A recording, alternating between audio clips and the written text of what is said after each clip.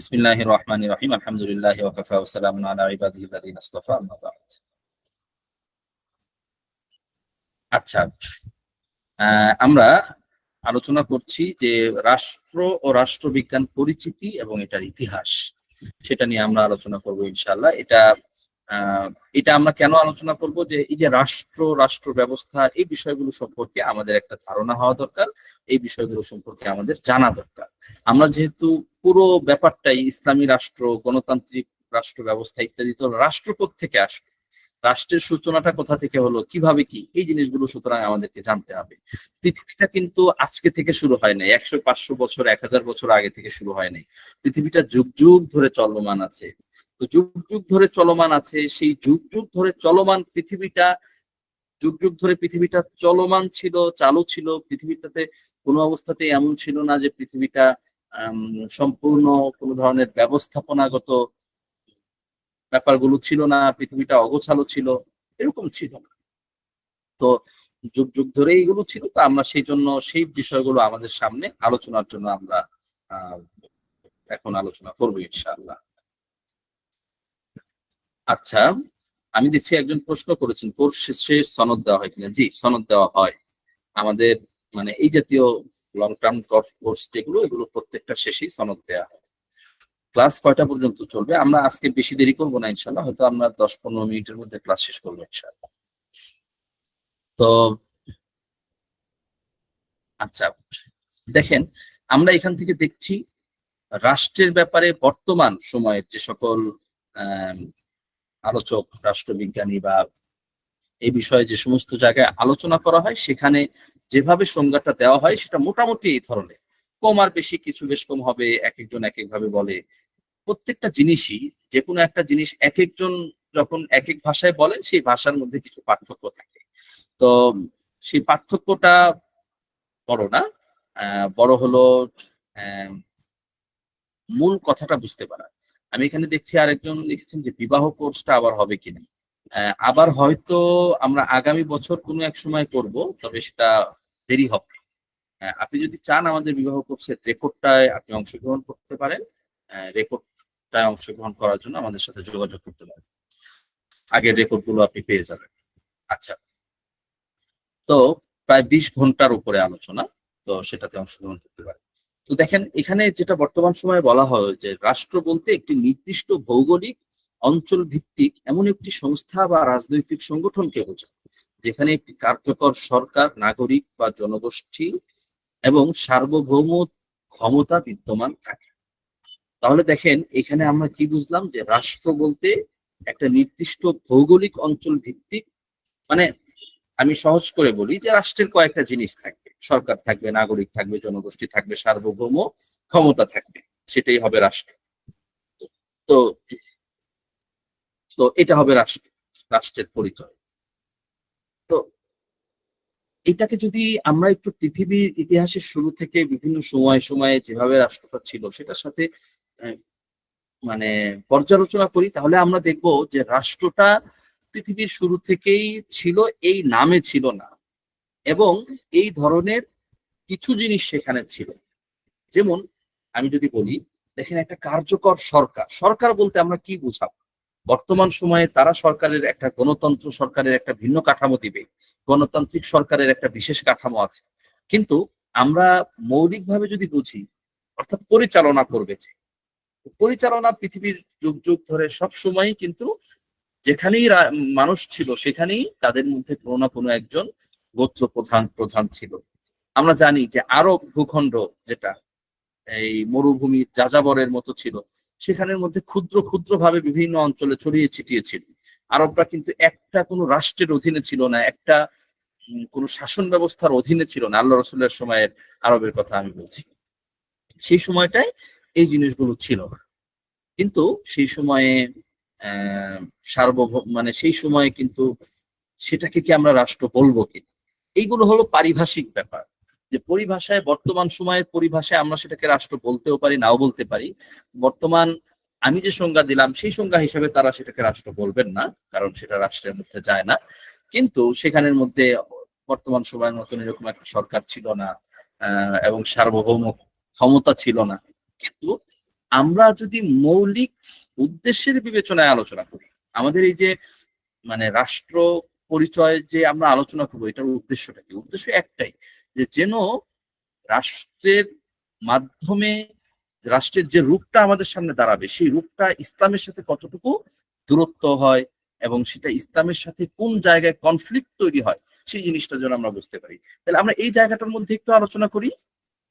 দেখেন, এখানের মধ্যে প্রথম বলা হলো যে রাষ্ট্র বলতে একটা নির্দিষ্ট ভৌগোলিক অঞ্চল ভিত্তিক এমন একটি সংস্থা বা রাজনৈতিক সংগঠন।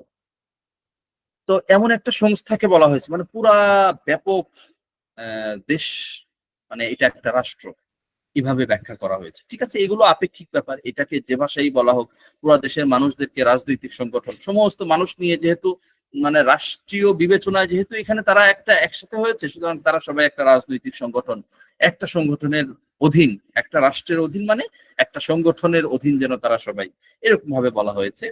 তো এটা হলো বর্তমান সময়ের ভাগ অনুসারে। তো আমরা আগেও সেটা দেখেছি, আমরা ইসলামের কথা বলবো, যেখানে একটি কার্যকর সরকার থাকবে। এটা হলো একটা গুরুত্বপূর্ণ অংশ, যে কার্যকর সরকার, কার্যকর যদি না থাকে, তাদের যদি ক্ষমতা না থাকে, তাহলে সেগুলো কিন্তু রাষ্ট্র হবে না। বিচ্ছিন্নবাদী প্রত্যেকেই যদি পৃথক পৃথক ভাবে হয়ে যায়, সেখানে বিচ্ছিন্নতা থাকবে। তারপরে নাগরিক জনগোষ্ঠী থাকতে হবে, মানুষ তো থাকতেই হবে, মানুষ না থাকলে তো সেটা কোনো রাষ্ট্র হবে না। এর পরের অংশটা দেখেন, সার্বভৌম ক্ষমতা বিদ্যমান থাকে। এই অংশটা আপত্তিকর, এই অংশটা অনেক বড় আপত্তিকর ইসলামী দৃষ্টিকোণ থেকে। যে সার্বভৌম ক্ষমতা বলতে কি বোঝায়? যদি এটা বোঝানো হয় যে এই রাষ্ট্রের মধ্যে যে কোনো ধরনের সিদ্ধান্ত নেওয়ার ক্ষমতা তাদের থাকবে, অর্থাৎ এই রাষ্ট্রের ভিতরে যা কিছু হবে না হবে এই ব্যাপারে অন্য কারো কোনো কিছু বলার অধিকার নাই।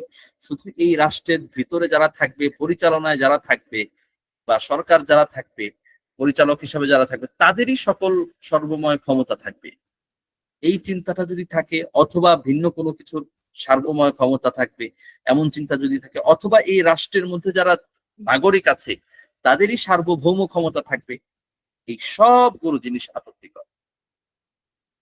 ইসলাম ইসলামী দৃষ্টিভঙ্গি থেকে কি বলে? সার্বভৌম ক্ষমতা, সার্বভৌম ক্ষমতা মানে সর্বোচ্চ পর্যায়ের ক্ষমতা, যে কোনো বিষয়ে সিদ্ধান্ত গ্রহণের ক্ষমতা, যে কোনো বিষয়ে আইন করার ক্ষমতা, যে কোনো বিষয়ে কোনো একটা বিধান পাশ করার ক্ষমতা।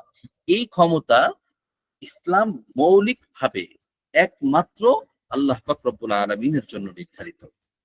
মৌলিকভাবে সার্বভৌম শুধু আল্লাহ তাআলার, আর কারো এই ব্যাপারে কোনো অধিকার নাই। মানুষ কোন নীতিতে চলবে, কোন আইনে চলবে, এইটার যে কোনো মৌলিক নীতিমালা ঠিক করে দেওয়ার অধিকার একমাত্র আল্লাহ তাআলা। এই ব্যাপারে কিন্তু বর্তমান সময়ের যে সকল রাষ্ট্র ব্যবস্থা, গণতন্ত্র ইত্যাদি, তারা কিন্তু এই অধিকারগুলো তাদের রাষ্ট্রের যারা দায়িত্বশীল তাদের জন্য সাব্যস্ত করে, ক্ষেত্র বিশেষ জনসাধারণ মানুষের উপরে সাব্যস্ত করে, যদিও সেটা আংশিক প্রতিনিধিত্ব বা আংশিক প্রতিনিধিত্ব আসলে হয়ও না। কারণ একটা রাষ্ট্রের মধ্যে আপনি যখন বলবেন যে ক্ষমতা, আইন পাশ করে কারা? আইন পাশ করছে শুধুমাত্র অল্প কিছু মানুষ যারা সংসদে গিয়েছে তারা। তো তারা তো প্রত্যেকটা আইন পাশ করার ক্ষেত্রে তারা তো জনগণের থেকে মতামত নেয় না, জনগণের থেকে তো পরামর্শ নেয় না। তাহলে প্রত্যেকটা মানুষের মতের প্রতিফলন সেই আইনের মধ্যে ঘটলো কি করে, তাই না? তো সুতরাং সেখানেই সমস্ত মানুষের মতের প্রতিফলন ঘটেছে, যে কথাটা গণতন্ত্রের মধ্যে ব্যাপকভাবে বলা হয়, এই কথাটা সম্পূর্ণ ভুল। আমরা ইসলামিক শরিয়ার ক্ষেত্রে কিন্তু এই কথাটা বলি না, যে ইসলামিক শরিয়ার প্রত্যেকটা আইনের ক্ষেত্রে প্রত্যেক মানুষের মতের প্রতিফলন ঘটেছে, কখনোই এই কথা আমরা বলি না। প্রত্যেক মানুষের মতের প্রতিফলন কিভাবে ঘটে? এটা তো সম্ভব না। কিন্তু দেখেন, এই যে বর্তমান মানে রাষ্ট্রের সংজ্ঞার মধ্যে যে কথাটা, যে সার্বভৌম ক্ষমতাটা তারা রাষ্ট্রের জন্য নির্ধারণ করে, যে রাষ্ট্রেরই এই ক্ষমতা। রাষ্ট্র বলতে কি? এই রাষ্ট্রের যারা পরিচালক তারা, রাষ্ট্রের যারা নাগরিক তারা, অর্থাৎ সরকার এবং নাগরিক, প্রজাতন্ত্রের রাজা এবং প্রজা। এই তো সুতরাং আমরা তাহলে বুঝলাম যে এই রাষ্ট্রের যে সংজ্ঞাটা আমরা এখানে পেলাম, এই সংজ্ঞাটার মধ্যে প্রথম কথা যেটা ছিল যে একটা ভৌগোলিক অঞ্চল ভিত্তিক, মানে ভৌগোলিক অঞ্চল ভিত্তিক একটা কিছু হবে। ইসলামের এই জায়গাটাতেও একটু কথা আছে। ইসলাম শুধু আসলে ভৌগোলিক সীমানা দ্বারা নির্ধারিত হতে চায় না। আপনি যদি ইসলামের মূল আদর্শটার খোঁজ করেন, তাহলে ইসলামের মূল আদর্শটা কিন্তু মানে ভৌগোলিক সীমা অঞ্চল তারা সীমাবদ্ধ না। ইসলামের মূল আদর্শটা হলো পুরো পৃথিবী আল্লাহর খেলাফত, এক খেলাফতের অধীনে চলবে পুরো পৃথিবীটা। এখানের মধ্যে ভাগ হবে না কোনো কিছু দিয়ে। মানে সীমার মাধ্যমে, মানে ভৌগোলিক সীমা দিয়ে মানুষকে ভাগাভাগি করা, মানুষের মধ্যে এই যে আড়াল তৈরি করা, এই যে বর্তমান সময়ে দেখেন জাতীয়তাবাদ তৈরি হয়েছে ভৌগোলিক সীমার ভিত্তিতে, তাই না? আমরা দেখি বাংলাদেশের সংবিধানের একটা অংশ জাতীয়তাবাদ। মানে কি উদ্দেশ্যে জাতীয়তাবাদ, সেগুলো নিয়ে আমাদের আলোচনা আসবে, সেগুলো নিয়ে আমরা একটু লম্বা আলোচনা করবো ইনশাল্লাহ। যে জাতীয়তাবাদ এটাকে ইসলাম কিভাবে দেখে, জাতীয়তাবাদ এটাকে আমরা কিভাবে মূল্যায়ন করতে পারি না পারি, সেই জিনিসগুলো নিয়ে ইনশাল্লাহ আলোচনায় আসবে।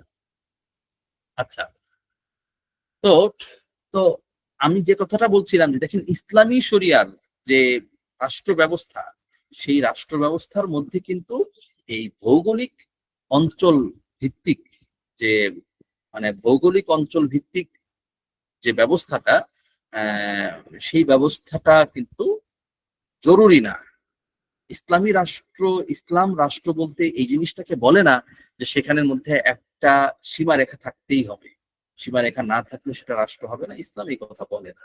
প্লাস যদি এমন হয়, পৃথিবীতে যদি কখনো এমন হয় যে পুরা পৃথিবী এক আল্লাহর খেলাফতের অধীনে, এটা আসবে কিয়ামতের আগে, আসবে একটা সময় পুরা পৃথিবী, তখন পুরা পৃথিবীটা একটা মানে অঞ্চলে পরিণত হবে, পুরা পৃথিবীটা একটা রাষ্ট্রে পরিণত হবে, যদি আমরা এই রাষ্ট্র শব্দটা যদি আমরা ব্যবহার করি আর কি, তাই না? তো যদিও সেটা খেলাফত আল্লাহর জমিন, মানে সেটা পুরোটাই তখন এক হুকুমতের অধীন, এক খেলাফতের অধীন, তখন হয়তো এই রাষ্ট্র শব্দের প্রয়োগটাই সেখানে ঘটবে না।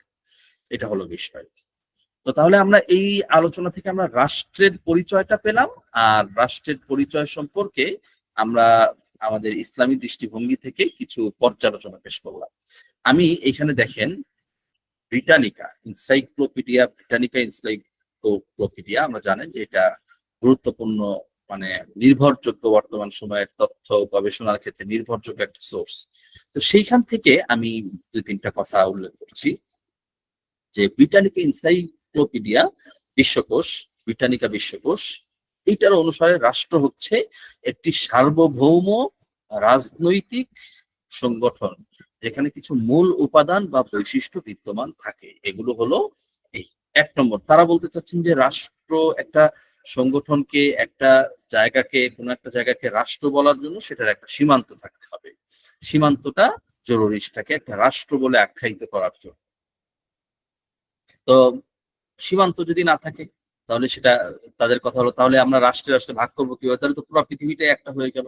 আমরা বলবো যে হ্যাঁ, খেলাফত এমন হতে পারে, খেলাফত পুরো পৃথিবী এক খেলাফতের অধীনে আসতে পারে, সেই ক্ষেত্রে রাষ্ট্রের অন্য আর কোনো ভাগ বিভাজনের প্রয়োজন হবে না। এরপর জনগণ, রাষ্ট্রের জনগোষ্ঠী থাকতে হবে যারা সেখানে বসবাস করে। তো জনগণ তো অবশ্যই, জনগণ না থাকলে, মানুষ না থাকলে তো সেটা আর কোনো কিছুই হয় না। আল্লাহর জমিন, এই আল্লাহর পুরো জমিন, সেটা তো ততদিনই এটা নিয়ে আমরা কথা বলবো, সবকিছু করবো, যতদিন আল্লাহ তাআলা পৃথিবীতে মানুষকে বাঁচিয়ে রাখবে, যতদিন এই পৃথিবী থাকবে। আসলে পৃথিবী এবং মানুষ তো একসাথেই ধ্বংস হয়ে যাবে, এমন তো হবে না যে মানুষ ধ্বংস হয়ে গেছে কিন্তু পৃথিবী আছে, তাই না? এই যে দেখেন, মানে এই যে মৌলিক আকিদাগুলো না, এই আকিদা বিশ্বাসগুলো কিন্তু আমাদের চিন্তা ভাবনার ক্ষেত্রে প্রতিফলিত হবে, কিন্তু যারা এই চিন্তা ভাবনাগুলো, যারা এখানে এই সমস্ত নীতি ইত্যাদি করেছে, তাদের চিন্তায় কিন্তু এই আকিদা বিশ্বাসগুলো, তাদের কথায়, তাদের চিন্তায় ছিল না। তা আমরা এই জিনিসগুলোকে যখন পড়বো, বুঝবো, তখন এইগুলোর সাথে ওই কথাগুলোকেও যুক্ত করে করে বুঝবো, যাতে করে আমরা এইটার মানে বাস্তব রূপটা, ইসলামী দৃষ্টিভঙ্গিটা সহ আমরা জানতে পারি। আর ফাঁকিতে আমরা আরেকটু বলে দেই যে আমাদের এই কোর্সে আপনারা ইতিমধ্যেই আমরা 30 জনের জন্য একটা অফার দিয়েছিলাম। তো সেই অফারটা আমরা শেষ পর্যায়ে, আমরা হয়তো আমরা আগামীকাল, আজকে আমাদের রবিবার, আগামীকাল পর্যন্ত আমাদের সেই 780 টাকা মূল্যে আমাদের এই কোর্সে অংশগ্রহণের যে সুযোগটা, এটা আগামীকাল পর্যন্ত থাকবে। এরপর থেকে এইটার মূল্য আরো 100 টাকা করে বেশি হবে।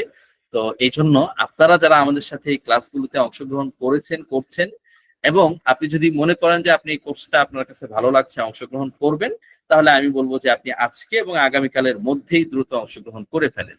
এরপরে কিন্তু কোর্সটার ফি আবার আরেকটু বেড়ে যাবে। তো এই জন্য আপনি যদি চান তাহলে দ্রুত আজকে এবং আগামীকালের মধ্যেই অংশগ্রহণ করে ফেলতে পারেন। আমরা আপনাকে মানে এই নিশ্চয়তা দিতে পারি ইনশাআল্লাহ যে আপনি এই কোর্সটা আমরা যে এই 780 টাকা ফি নিচ্ছি এটা আপনার কাছে মানে অবশ্যই মনে হবে যে আপনি যথেষ্ট পরিমাণ এই ফি দিয়ে আপনি যথেষ্ট পরিমাণ বেশি কিছু পেয়েছেন ইনশাআল্লাহ।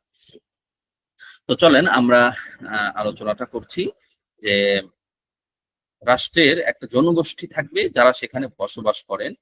এটা হলো রাষ্ট্রের আরেকটা গুরুত্বপূর্ণ অংশ। আমরা বিশ্বাস করি যখন আল্লাহ পাক রব্বুল আলামিন এই পৃথিবীকে ধ্বংস করে দিবেন, তখন মানুষ সহ ধ্বংস হয়ে যাবে। কিয়ামতের আগে সব একসাথে ধ্বংস হয়ে যাবে। তখন সীমানা কোথায়, জনগণ কোথায়? কিছুই আর থাকবে না। সরকার, রাষ্ট্রের জন্য এটা তার মানে ইসলামী খেলাফতের সাথে এখানেও একটা কথা যে রাষ্ট্র তারা সেটাকেই বলবে বর্তমান রাষ্ট্রবিজ্ঞানের ভাষায়, যেটা যে ক্ষেত্রে সরকার আছে এবং রাষ্ট্র পরিচালনা করার জন্য যারা দায়িত্বশীল ব্যক্তিবর্গ আছে সেটাকেই একটা রাষ্ট্র হিসাবে স্বীকৃত দেওয়া হবে। এই সরকার ব্যবস্থাটাকেই ইসলামী পরিভাষায় যেটা বলা হয় সেটা হলো খেলাফত। ইসলামী শরিয়ার পরিভাষা হলো খেলাফত।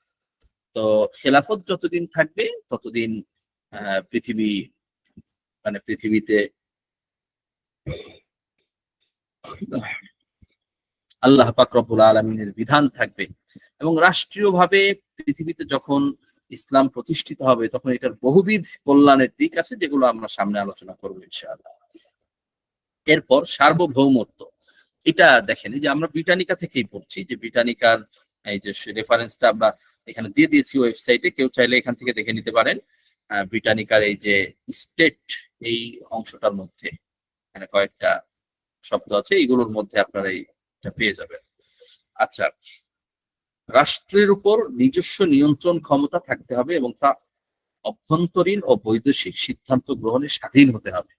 এটা আরেকটা ব্যাপার যে রাষ্ট্রের সার্বভৌমত্ব বলতে রাষ্ট্রের উপর নিজস্ব নিয়ন্ত্রণ ক্ষমতা থাকতে হবে, অর্থাৎ এই রাষ্ট্র নিজেকেই নিজে নিয়ন্ত্রণ করবে, সে অন্য কারো দ্বারা নিয়ন্ত্রিত হবে না, কোনো ক্ষেত্রেই না। বর্তমান গণতান্ত্রিক বিবেচনা হিসাবে তাদের কথা হলো যে মানুষ মানুষের দ্বারা নিয়ন্ত্রিত হবে, অর্থাৎ মানুষের চিন্তা, ইচ্ছা, স্বাধীনতা, মানুষ যা চাইবে, গণমানুষ যা চাইবে সেটারই প্রতিফলন ঘটবে।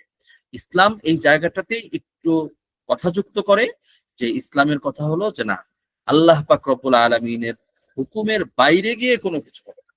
আল্লাহ পাক রব্বুল আলামিনের হুকুম যে ক্ষেত্রটাতে আছে সেই ক্ষেত্রটাতে আমরা জানি, আমরা এই ক্ষেত্রে আমরা হয়তো আপনাদেরকে 3টা ভাগে ভাগ করে বলতে পারি যে ইসলামী শরিয়ার যে সকল বিধিবিধান আছে সবগুলো 3 ধরনের। ইসলামী শরিয়ার বিধিবিধানগুলো 3 ধরনের। 1 নম্বর হলো যে ইসলামী শরিয়ার বেশ কিছু বিধিবিধান এমন আছে যেগুলো কোরআন হাদিসে একেবারে স্পষ্ট, যেগুলোর মধ্যে কোনো অস্পষ্টতা নাই। আরেক ধরনের বিধিবিধান আছে যে ধরনের বিধিবিধানগুলো কোরআন হাদিসে একেবারে স্পষ্ট ভাবে নাই, কিন্তু কিছু মৌলিক কথা আছে, কিংবা যুগ যুগ ধরে ফুকাহায়ে কেরাম বিভিন্ন কোরআন হাদিসের মৌলিক নীতিমালার আলোকে যে বিধিবিধানগুলোকে বের করেছে। তো এটাও আরেক ধরনের বিধিবিধান।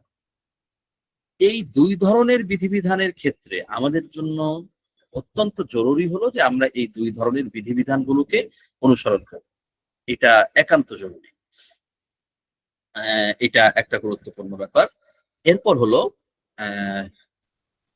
এই তৃতীয় যে ধরনের বিধিবিধান সেটা হলো কিছু বিধিবিধান এমন আছে যে বিধিবিধানগুলো হলো এমন যে এই ব্যাপারে কোরআন হাদিসে স্পষ্টভাবে কিছু নাই, কিংবা ফুকাহায়ে কেরাম সেই বিষয়গুলোতে কোরআন হাদিসের মূলনীতি সামনে রেখে নীতিমালাগুলো তৈরি করেন নাই।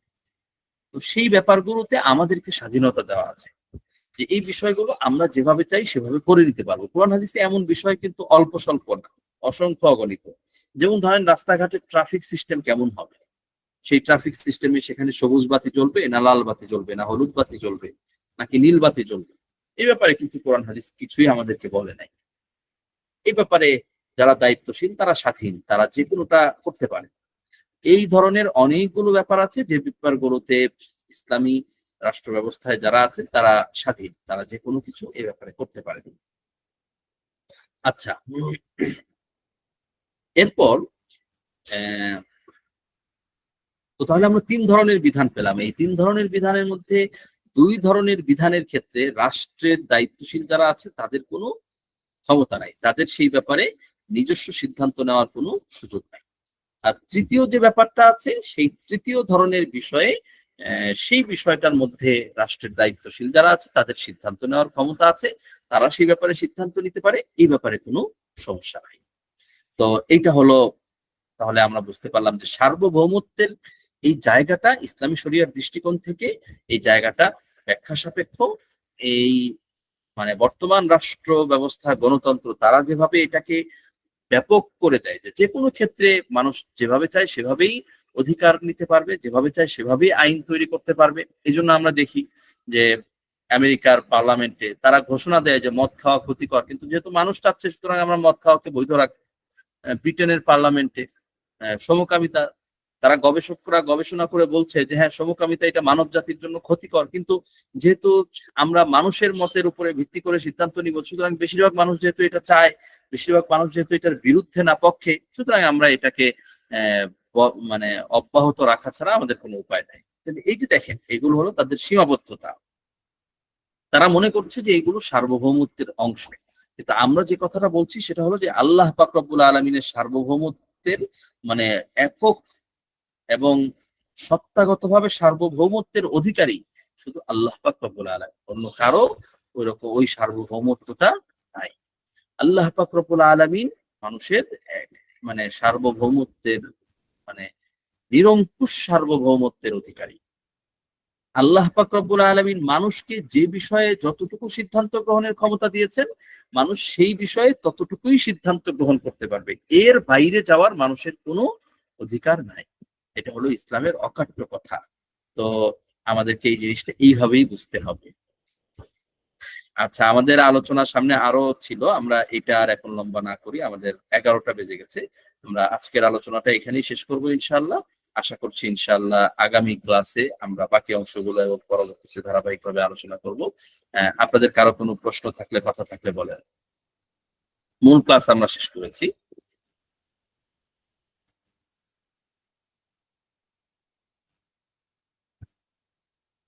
কারো কি কোনো প্রশ্ন আছে? কেউ কোনো কিছু জানতে চান কিনা আমাদের কোর্স সম্পর্কে, কোনো বিষয় সম্পর্কে? আবারও আমরা ঘোষণা দিচ্ছি যে আমাদের এই যে 780 টাকা ফি, এই ডিসকাউন্ট সহ আমাদের এই কোর্সে অংশগ্রহণের শেষ সুযোগ আগামীকাল রাত পর্যন্ত। তো সুতরাং আপনারা যারা এই সুযোগের মধ্যে অংশগ্রহণ করতে চান তারা সকলেকেই দ্রুত মানে আজকে এবং আগামীকালকের মধ্যেই রেজিস্ট্রেশন করার জন্য অনুরোধ করা হচ্ছে। আর কারো কোনো প্রশ্ন কথা থাকলে একটু বলেন। একজন প্রশ্ন করেছেন যে সরকার স্বৈরাচারী হলে তার আনুগত্য কেমন হওয়া উচিত, এই সম্পর্কে আলোচনা। হ্যাঁ, অবশ্যই সেটা আলোচনা থাকবে। আর কারো কোনো বিষয়? হ্যাঁ বলেন, কেউ কিছু বলতে চাইলে। আর আমরা এখনই আমাদের কুইজটা দিয়ে দিব ইনশাল্লাহ। আচ্ছা, আজকের কুইজটা আমরা হোয়াটসঅ্যাপ গ্রুপে দিয়ে দিচ্ছি ইনশাল্লাহ, যাতে আরো কেউ যদি চায় অংশগ্রহণ করতে তারা অংশগ্রহণ করবে ইনশাল্লাহ। এখনই আমরা 2-3 মিনিটের মধ্যেই খুব অল্প সময়ের মধ্যে আমরা কুইজটা হোয়াটসঅ্যাপ গ্রুপে দিয়ে দিব।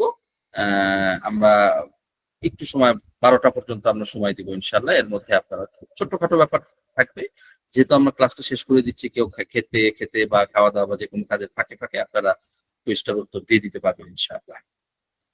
পরবর্তী ক্লাস আগামী মঙ্গল বা বুধবারে ইনশাআল্লাহ আমরা ঘোষণা দিয়ে দিই। আচ্ছা ঠিক আছে, তাহলে আমরা শেষ করছি ইনশাআল্লাহ। আপনারা যারা আমাদের সাথে যুক্ত ছিলেন সকলকে অনেক অনেক শুকরিয়া, এবং আমি আশা করব সকলেই আমাদের কুইজটাতে অংশগ্রহণ করবেন এবং এই কুইজে যিনি যারা মানে কুইজের বিজয়ী হবেন সবার আগে সবচেয়ে সঠিক উত্তর দিতে পারবেন যিনি, তার জন্য থাকবে আমাদের পক্ষ থেকে 100 টাকা পুরস্কার। গত সপ্তাহে যিনি কুইজে বিজয়ী হয়েছেন তাকে পরের দিনই তার পুরস্কার পৌঁছে দেওয়া হয়েছে।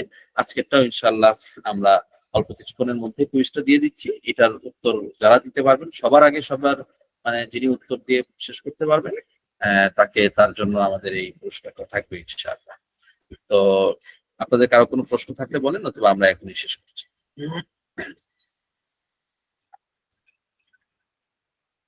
আচ্ছা ঠিক আছে, সবাইকে অনেক অনেক শুকরিয়া, আমরা বিদায় নিচ্ছি। আসসালামু আলাইকুম ওয়া রাহমাতুল্লাহি ওয়া বারাকাতুহু। আসসালামু আলাইকুম। ওয়ালাইকুম আসসালাম রহমতুল্লাহ। জি বলেন। জি হুজুর, ভর্তিটাকে তাহলে কালকে রাত্রের মধ্যে কনফার্ম করতে হবে না? জি জি আচ্ছা, তো এখানে ওই যে যে নাম্বারে টাকা পাঠাবো, এটা জি। মোবাইল নাম্বারটা একটু গ্রুপে দিয়ে দিন, হ্যাঁ? আচ্ছা জি, ইনশাআল্লাহ।